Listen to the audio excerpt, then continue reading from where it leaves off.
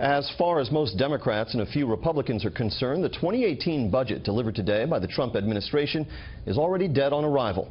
It includes steep cuts to entitlement programs, domestic agencies, and not enough military spending for some. The goal is a balanced budget in 10 years. Chief congressional correspondent Mike Emanuel gets reaction tonight from Capitol Hill. This is the President's FY 2018 budget.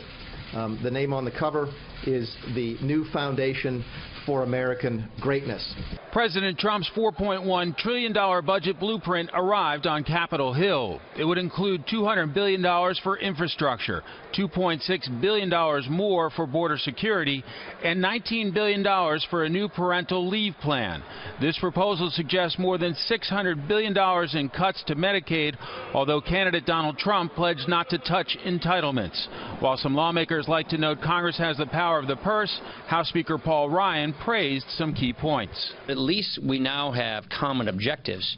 Grow the economy, balance the budget. So we are now on that common ground, and we will have a great debate about the details on how to achieve those goals. It would keep a campaign promise to boost spending for the military, but the chairman of the Senate Armed Services Committee isn't satisfied. My reaction is it's probably dead on arrival. It does not rebuild the military. It doesn't give us the ships and the numbers of personnel we need, the capabilities we need. Oregon Democrat Senator Ron Wyden tweeted, "This is where the Trump budget belongs, in the recycling bin." Wyden and other Democrats jumped on its proposed reduction of $191 billion from food stamps over the next decade, almost 30%. The Trump budget is comic book villain bad.